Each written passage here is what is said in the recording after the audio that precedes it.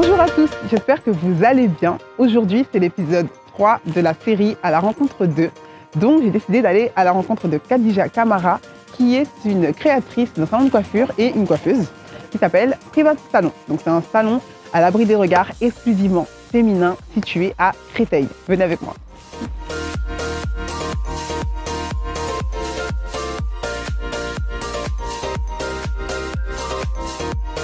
Salut les filles, ça va? Alors, vous faites quoi? On fait le diagnostic pour voir quel type de soins on va devoir faire. Ouais. Vu que le cheveu il a été tressé, Mhm. qu'il a pas eu les soins Qu'il fallait, nécessaires, voilà, l'hydratation pour qu'il pouvoir fallait. vraiment, être en bonne santé. Donc Ouais. là, on va revitaliser les cheveux en Mhm. profondeur. Super, t'es contente Maria? Ouais, on va prendre soin de toi. Super. Merci de me recevoir. C'est un plaisir, Très toujours. contente. Moi aussi. Super. Du coup, je t'ai un peu présenté en arrivant, donc je vais te laisser te présenter toi avec plus de détails. D'accord, avec plaisir. Écoute, moi c'est Khadi Camara. Ouais. J'ai 30 ans. Je suis malienne d'origine. Ouais. Je suis née en France, j'ai grandi en France. Et je possède le salon de Private Salon. Ok, que tu as créé en... Ça récemment? fait 4 ans maintenant. Ça fait Ça fera 4 ans en octobre. Ok, Exactement. déjà. Exactement. Ok. Donc ça passe vite. Mhm. Et donc, c'est un salon de coiffure qui est spécialisé dans les cheveux naturels. Mhm. Pour être plus précise, on ne travaille pas du tout les extensions. Ouais. On est vraiment que sur les cheveux. Crépus, enfant, adulte. Crépus.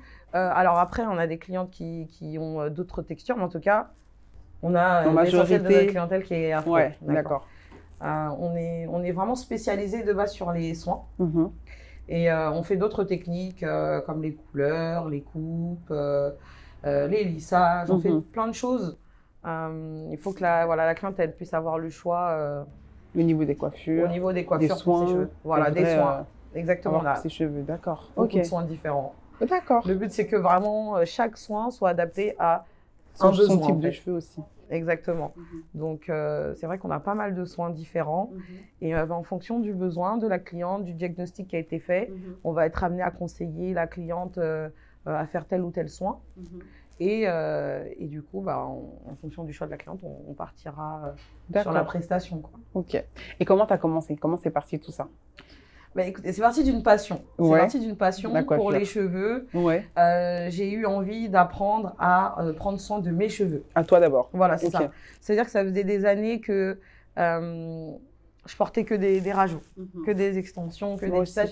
Je n'entretenais jamais mes cheveux. Je pense qu'on Ouais. est tous un peu passés par On cette est tous période. passés par là, vraiment. Voilà. Et du coup, j'ai décidé d'arrêter, en fait. J'ai décidé d'arrêter d'enfin prendre soin de mes cheveux, de les découvrir. Et du coup, à ce moment-là, ça a été vraiment la découverte totale. J'y connaissais absolument rien, en fait. Pareil, pareil que toi, vraiment. Et voilà, donc à chaque fois, j'apprenais des choses. Et plus j'apprenais, plus j'aimais ça, plus j'avais envie d'en savoir plus. Toujours Et, pour toi à la base. C'était vraiment parti Voilà, pour c'était toi. que pour moi. D'accord. Et on va dire que la passion ou la fougue m'a emporté. est arrivé, exactement. C'est ça. Et du coup, j'ai tellement aimé ça que j'ai commencé à coiffer mes copines, mes cousines, ma mère, ma sœur. Et j'ai toujours eu envie, en fait, d'en connaître plus. D'accord. D'apprendre et de développer, en gros, mon savoir-faire, mes connaissances. Et ce qui a été vraiment le déclic, Ouais. c'est quand j'ai plus accès au salon. Parce que D'accord. pendant cette période-là, à ce moment-là, je portais pas encore le voile et après j'ai décidé de le porter. Donc, Et du coup, j'ai fait salon public où on avait un vis-à-vis déjà, tu ne pouvais plus. Voilà, je pouvais plus Ok. aller au salon. Dans cette période-là, j'allais de temps en temps au salon, donc j'avais le conseil du coiffeur. Mais une fois que j'ai plus l'accès au salon, c'est vrai que j'ai eu une frustration, hein, clairement, Ouais, parce que j'avais pas décidé d'arrêter de prendre soin de mes cheveux. J'avais C'est juste juste que décidé de t'avais- porter le voile. c'est ça. C'était un choix qui était personnel, Ouais. voilà. Mais je voulais quand même continuer à prendre soin de mes cheveux. Et en fait, je pouvais plus. Et je sais que j'avais beaucoup de connaissances, en tout cas, qui vivaient la même chose que moi. Aussi. Voilà. Donc, j'ai continué à prendre soin de mes cheveux moi-même, à la maison. J'ai continué à faire des petits soins à mes copines Ouais. et tout. Et c'est venu un jour avec une amie, je la coiffais. Et elle m'a dit, mais pourquoi tu fais pas ça? Parce que Au final, c'est ce que tu fais tout le temps, quoi. Voilà, tu fais ça Ouais. tout le temps, t'aimes ça. Et puis, Ouais. moi, tu me fais un soin, mais moi, je sais que on est toutes dans le même cas. On veut toutes se faire coiffer. Ouais. Et ça pourrait marcher, en fait. C'est là qu'en fait, tu avais ta clientèle qui était déjà là. Voilà, Sans le donc je savoir. me suis dit, ouais, pourquoi pas, ça pourrait être sympa.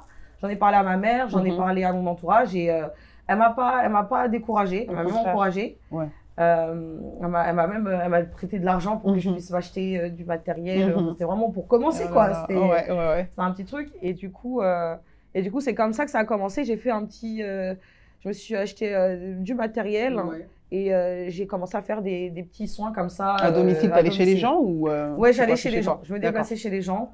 Mais c'était des petits soins, quoi. C'était pas de la coiffure. Une vraie coiffure. Voilà, tu vois ça. Ok. Donc quand j'ai commencé à faire ça, j'ai aimé ça. J'ai aimé ça. Les clientes, elles étaient contentes. En plus, c'était pas cher. Donc voilà. C'était les débuts. C'était le début. Et du coup, bah, plus je pratiquais, plus j'exerçais, plus j'aimais ça. Et à ce moment-là, j'ai commencé à demander conseil à une amie de la famille qui était coiffeuse. Et je lui ai demandé, bah, qu'est-ce que je fais? Là, je sais pas si j'étais pas sûre, en fait, de pouvoir vraiment en faire mon métier, en vivre. Parce que tu n'avais pas de diplôme dans ce métier-là ou t'en avais Non, j'avais pas de encore diplôme dans ce métier-là. Et à ce moment-là, j'étais dans la mode. J'étais en école des modes, encore. Ah ouais, rien à voir. Ouais, vraiment rien à voir. Et je passais mon diplôme et tout. Mais je faisais ça en passe-temps, quoi. Ouais. En fait. Et tu t'es formée toute seule, hein. Tu t'en rends pas compte. Voilà, c'est ça. Tu t'es formée toi-même sur le terrain. Clairement. Et du coup, elle m'a encouragée. Elle m'a dit vraiment, faut que tu ailles à l'école de coiffure, faut que tu progresses parce que la base, c'est vraiment à l'école que tu vas l'apprendre. Donc voilà, elle m'a motivée. Elle m'a dit déjà, essaye de trouver un stage pour te mettre en situation. Et en fonction de ce que tu vas ressentir dans ce stage-là, ce que tu vas savoir si tu aimes vraiment ou pas. Exactement. Donc j'ai trouvé un salon qui a accepté de me prendre. Ouais. Parce que c'était compliqué aussi, le fait que je porte le voile voile et j'imagine. tout. C'était très très difficile. J'ai une coiffeuse qui avait un salon qui m'a prise et qui était vraiment super. Enfin, elle m'a motivée d'une force que dès que j'ai fini le stage, j'ai cherché l'école. Ouais, c'est très bien. Ça aide dans les bonnes personnes. C'est ça. Et puis en plus, ça s'est bien passé. J'ai aimé ça, le rapport avec les clientes, le fait d'être tout le temps dans l'action et tout, de les sublimer, de les transformer et tout. Mais ça a été un stage positif, tu as su que là, c'était sûr, c'était pour toi. Ah oui, c'était clair. En fait, à chaque fois, j'étais de plus en plus passionnée. Encore en fait. mieux. Non, mais c'est très voilà. bien. Et jusqu'à aujourd'hui. Hein, en plus. C'était ton truc. C'était vraiment ton truc. C'est ça. Donc du coup, je suis partie à l'école. Et à côté de ça, je faisais des petites prestations à côté. Mais voilà, c'était toujours des petits soins, etc. Et puis bah voilà, j'ai fini par avoir mon diplôme. Mais là encore, c'était pas spécifique à l'afro. D'accord. En fait. Oui. Voilà, c'était pas spécifique à l'afro. Malheureusement, en France, il n'y a pas de programme en fait vraiment adapté aux cheveux crépus. Non. Encore. Pas encore. Et en 2020. Et pourtant, j'étais dans une école qui est plus spécialisée dans les cheveux afro. Donc, on avait quand même des notions par moment, des explications sur certaines prestations avec des notions, voilà, pour les cheveux afro, vous allez utiliser de cette façon-là. Mais c'est typique par rapport à l'école en fait. D'accord. C'était pas le programme même qui était dédié à ça. Voilà, c'est parce que dans l'école, ils avaient décidé de nous apporter cette valeur ajoutée là. D'accord. Mais sinon, dans le programme de l'éducation nationale, il n'y a pas ça. Est-ce que en 2020, je ne sais pas si ça a changé? Non, toujours pas. Il n'y a toujours pas de programme adapté aux cheveux crépus. Ils sont en train d'essayer de faire bouger les choses. Je sais qu'il y a des coiffeurs qui essayent de faire évoluer la situation. Mais jusqu'à présent, il n'y a rien qui oblige en tout cas les écoles à avoir un programme. C'est important. Enfin, je trouve que c'est en fait, on exclut une partie de la société. Clairement. En France, il y a des cheveux crépus, il y a des cheveux bouclés, il y a des cheveux lisses. types de cheveux, Et même dans les cheveux lisses, il y a différents types. Il faut qu'un coiffeur il soit apte à coiffer tout type de cheveux. Tout type de cheveux, c'est clair. Et là, c'est pas le cas quand on va à l'école. On apprend à coiffer un type de cheveux. D'accord. Et si on veut se perfectionner dans l'afro, on continue. D'accord, mais par soi-même en fait. Oui, c'est un choix qu'on va faire. Pour le cheveu crépus, je dois me former à côté, en plus de l'école que j'ai. Exactement. Après, bon, même, on va dire, quand on veut être un coiffeur qui excelle dans son domaine, on va forcément faire des formations, même dans la coloration, dans des choses pour aller plus loin, parce que l'école, ça reste la base. Mais la base de l'afro, on l'a pas. Ouais, quand même. On l'a pas, la base de l'afro. il faut aller au BP Ouais. pour commencer à avoir des notions, des techniques sur le cheveu crépus. Et là, c'est le défrisage. D'accord, ah ouais, quand même. Et même là, c'est intéressant. pas que axé sur le cheveu afro, c'est les techniques de défrisage. Et il y a la technique sur le cheveu afro et les techniques sur les cheveux caucasiens. Et voilà, c'est même pas axé totalement sur les cheveux afro. Donc, vraiment, moi, j'avais déjà fait mon stage en salon, j'avais déjà appris un peu sur le tas. Donc, j'avais quand même des notions sur les cheveux afro. Et après mon diplôme, j'ai continué à faire des formations, mais là, avec les marques. D'accord. Et c'est des marques destinées aux cheveux crépus qui proposent des formations pour qu'on puisse déjà utiliser leurs produits de la meilleure façon. Et puis aussi, ils nous faisaient venir des coiffeuses des États-Unis, de l'étranger pour pouvoir nous former. Voilà, ou leurs formatrices, ambassadrices, qui connaissaient très bien les produits et les cheveux crépus. D'accord.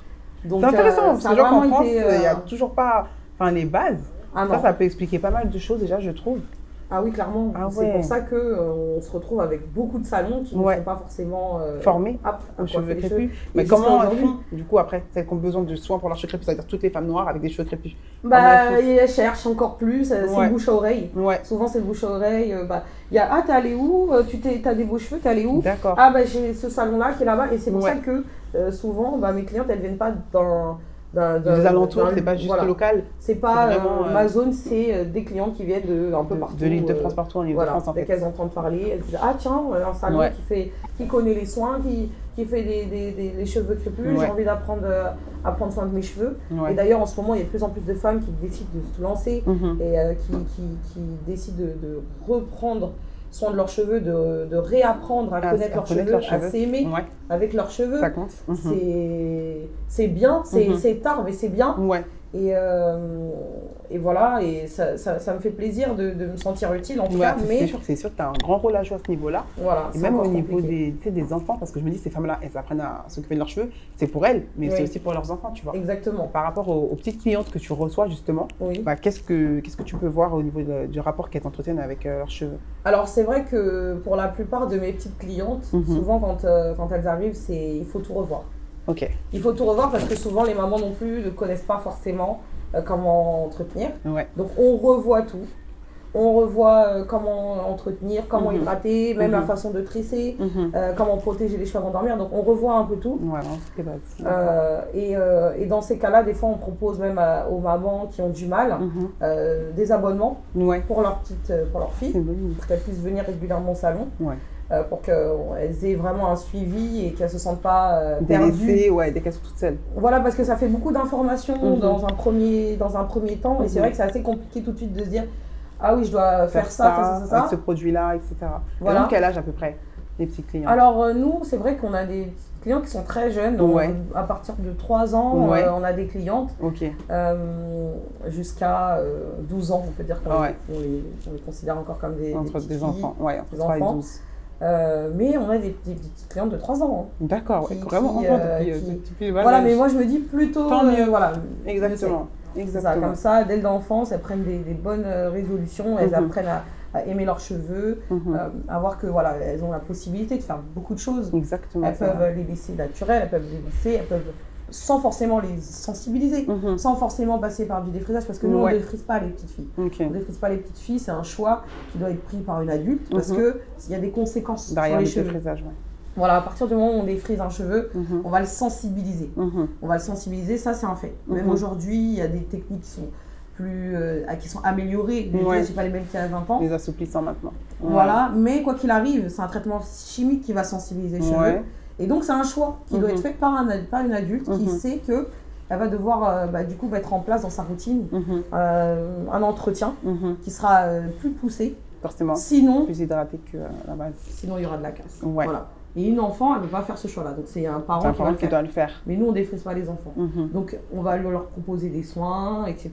Et pour qu'elles puissent vraiment redécouvrir leurs cheveux et re-aimer. Est-ce que dans la globalité, tu dirais que toutes tes petites clientes aiment leurs cheveux et les acceptent ou pas? Non, alors c'est vrai que pour revenir un peu à ce que tu disais, on organise aussi des petits événements pour les petites filles. Tu mets en place. Des journées spéciales pour les petites filles qu'on appelle les Little Girls. Et dans ces journées-là, on apprend aux petites filles à s'accepter, un peu plus en tout cas, à comprendre qu'elles ont des cheveux crépus. C'est pas forcément les mêmes cheveux que la camarade, mais qui sont aussi beaux et tout aussi bien, pas moins bien, mais différents. Et c'est vrai que pendant ces ateliers-là, on s'est rendu compte que, on va dire, 7 petites filles sur 10 n'aiment pas leurs cheveux. 7 sur 10.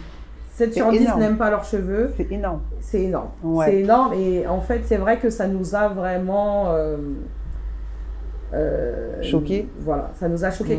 On le savait déjà un peu, mais c'est vrai que là, ça a été concret, quoi. On l'a vu. Et puis, on n'en parle pas forcément avec les petites filles. Elles viennent au salon, on leur conseille des soins, on leur fait des soins, mais on n'a pas forcément le temps de rentrer en profondeur. Dans les détails de pourquoi tu n'aimes pas tes cheveux et pourquoi tu veux changer, quoi. Or, dans les journées Little Girl, on a des ateliers, on a déjà même interagi avec toi, tu es intervenu. Et là, on a vraiment compris que ça n'allait pas. Et c'est vrai que c'est assez compliqué, il faut essayer de faire comprendre aux enfants et aux mamans que les petites filles, même naturelles, ont des beaux cheveux et qu'elles doivent les aimer, apprendre à les entretenir. C'est ça aussi, c'est dans l'entretien. Voilà, apprendre à les entretenir, mais qui sont beaux en fait. Des bonnes habitudes à apprendre en fait. Voilà, mais il y a beaucoup de choses à faire. Il y a beaucoup de choses à faire. On est encore là-dessus. On essaye de voir quel type d'action on peut faire. On prépare des choses, voilà, qui peut-être pourront être plus concrètes encore pour que les mamans et les enfants, en tout cas les parents, puissent vraiment travailler là-dessus. Parce que là, c'est vraiment... Parce que 7 sur 10, franchement, c'est énorme. Non, c'est énorme. Mais quand tu as lancé cet atelier, c'était dans quel but à la base? Le but, c'était de vraiment apprendre aux filles, aux petites filles, à s'aimer. Tu avais remarqué qu'il y avait un souci à ce niveau-là en fait. Voilà, d'apprendre à aimer leurs cheveux, d'avoir une journée consacrée autour de ça parce que on sait que la routine capillaire, c'est quelque chose qui doit être... en fait, c'est à vie, en fait. C'est pas quelque chose de périodique. C'est un entretien, ça doit faire partie de notre hygiène de vie. On se brosse les dents, on prend notre douche, on met de la crème sur notre corps, parce que voilà, la peau, les peaux, voilà. Mais nos cheveux aussi. C'est quelque chose qui doit rentrer dans les habitudes. La routine. Ça doit pas être quelque chose de... Ça doit pas être un plus. C'est habituel, c'est normal de prendre soin de ses cheveux. Ça, c'est pas tout le monde qui a les bons gestes déjà. Voilà, il n'y a pas les bons gestes. Malheureusement, c'est beaucoup d'huile et que de l'huile quasiment. Mais il n'y a pas que l'huile. Ça vient des mamans, tu vois, parce qu'il y a un manque déjà, il y a un manque de connaissances à ce niveau-là. Et ensuite, les enfants reproduisent ce que font les parents. Exactement, exactement, c'est ça. Et on essaie de changer ça, d'améliorer ça. Mais ça va être sur du long terme. Et c'est vrai qu'on compte aussi sur... des femmes comme toi qui apportent aux petites filles, donc on essaye de voilà, tout super est bon à apprendre en fait. Oui, il faut qu'on travaille tous ensemble pour améliorer ça, parce qu'il y a du travail. Il y a du travail, c'est pour ça que je voulais vraiment voir avec toi, parce que tu es en contact en permanence avec des enfants, je pense, tu en coiffes de plus en plus souvent, tu as des mères aussi, donc tu vois à peu près au niveau de la grande et de la petite comment ça se passe déjà. Et j'avais vu des témoignages comme ça où des enfants disaient, moi je veux des cheveux, je veux un brushing, tu vois, mais tout le temps, c'est pas juste occasionnel, c'est je veux un brushing tout le temps, ou je veux changer de coiffure, ou voilà, enfin, tu veux changer ma nature en tout cas. C'est vrai que la majorité du temps, les petites filles qui viennent au salon, quand elles viennent pour avoir une prestation qu'elles ne feront pas à la maison. Donc souvent, c'est pour un brushing. C'est pour un soin un peu plus poussé. Donc c'est vrai qu'on essaie d'expliquer aux petites filles, oui, tu viens faire un brushing, mais tes cheveux sont beaux. De base, quand tu vas les laver, tes cheveux vont redevenir naturels, mais ils seront plus beaux, plus doux, parce qu'on aura fait un bon soin. Mais ton brushing, c'est éphémère, il ne va pas altérer ta nature de cheveux. Il faut que tu apprennes à aimer tes cheveux, mais on se rendait compte que c'est pas assez. C'est pour ça qu'on a aussi dit, voilà, les Little Girls, ça va être un peu plus... on aura plus la possibilité d'expliquer encore aux enfants. Et par rapport à ça, justement, tu en as fait combien d'éditions de Little Girls? Tu en as fait 2 ou 3, il me semble. On en a fait 3. On en a fait 3, il me semble. On en a fait 3. Et les retours par rapport à ces événements-là? Les mamans, elles sont super contentes. Les petites filles aussi. J'ai beaucoup de petites filles qui s'impliquent maintenant dans leur routine. Il faut qu'on fasse le soin. C'est les petites filles des fois qui rappellent aux mamans, on n'a pas fait le soin, t'as pas mis la crème. Et c'est bien parce que voilà, il faut en fait... C'est une bonne chose, il y a de l'impact au moins. C'est ça, comme ça les mamans et les enfants peuvent partager quelque chose. Déjà quelque chose aussi à ce niveau-là et on recommence ce qu'on n'a pas pu faire avant en fait. Exactement. C'est trop bien. C'est génial. Et la suite de Privat Salon alors? qu'est-ce que ce serait? Bah, la suite de The Private Salon, bah, je continue à développer mon salon. Ouais. Si Dieu le veut et que j'arrive à avoir un deuxième, c'est un rêve. Ouais. Mais voilà, chaque chose en son temps. Je me presse pas. Si ça se fait, vraiment, j'en serais fière. Mais voilà, en tout cas, pour l'instant, on est sur celui-là. Et je continue à me former. J'essaie d'apprendre encore aujourd'hui parce qu'il y a toujours des nouvelles choses. C'est clair. Voilà, on est un peu en retard ici. Et je continue à me former pour développer ça. Et puis, ça me permet d'être moi encore plus à l'aise, de nourrir ma passion aussi, parce que voilà, j'aime ça. Tu as trouvé ton truc en plus. Hein. Exactement, donc on continue là-dessus. Ah oui, j'avais une question par rapport à Internet, les réseaux sociaux. Quand tu vois les buzz où les petites filles n'aiment pas leurs cheveux et demandent à leurs parents je veux des cheveux lisses, etc. Toi, en tant que coiffeuse, qu'est-ce que tu as envie de leur dire en fait? Par moments, je me sens un peu complice, dans le sens où c'est vrai que, comme je te l'ai dit, la majorité des petites filles, quand elles viennent au salon, elles veulent un brushing, elles veulent un lissage. Donc on sait qu'on va sur le côté soin, mais c'est vrai qu'on aimerait plus faire des prestations pour qu'elles apprennent à prendre soin de leurs cheveux à l'état crépus. Mais c'est vrai qu'on apporte ce service-là qu'elles ne pourront pas faire à la maison. Et on se sent concerné parce que, voilà, moi-même j'ai des enfants, mes filles elles ont les cheveux, enfin ma fille a les cheveux crépus, mes clientes, leurs enfants ont les cheveux crépus, donc on veut être là pour accompagner ces petites filles-là dans l'acceptation. Et en même temps, il faut qu'on puisse aussi se dire qu'elles vont avoir un service qu'elles ne pourront pas reproduire à la maison. En soi, faire un brushing, c'est pas un problème. Voilà, c'est ce qui va autour. C'est comment tu perçois le brushing? Est-ce que c'est la coiffure que tu voudrais éternellement ou c'est voilà, vraiment c'est ça, c'est le brushing de temps en temps. Voilà. On peut se faire un brushing de temps en temps Bien sans sûr. abîmer les cheveux. Pour changer de tête, c'est pas mal. Mais quand ça devient la seule option que tu as pour de croire que tu peux être belle, en tout cas, c'est compliqué à ce moment-là. Il faut qu'elle puisse s'aimer pour tout, avec toutes les possibilités. Ouais. Ok. Merci à toi en tout cas d'avoir pu répondre à mes questions. Il n'y a pas de quoi, c'est un plaisir, toujours un plaisir de pouvoir interagir. C'est génial. J'ai hâte de participer au prochain événement évidemment. Ah oui, on va en faire. Là, c'était un peu en stand-by avec la situation actuelle, mais on espère que tout va pouvoir ça va repartir normalement. très vite. Mais ça va repartir. Mais en tout cas, encore merci. On te souhaite plein de réussite et plusieurs salons. Et moi aussi, je t'encourage, continue dans ce que tu fais. C'est Merci. Bye. Alors, moi, le conseil que je peux vous donner, c'est vraiment de vous aimer. Essayez vraiment de vous amuser avec vos cheveux. Faites des essais, des soins, des techniques innovées, parce que c'est en apprenant sur vos cheveux que vous allez vraiment les aimer. Parce que nos cheveux sont tellement versatiles qu'on peut les aimer de différentes façons. On n'est pas obligé de les aimer que d'une seule façon, mais vraiment essayez d'apprendre à les aimer. Amusez-vous, lâchez-vous et vous verrez, ça viendra tout seul.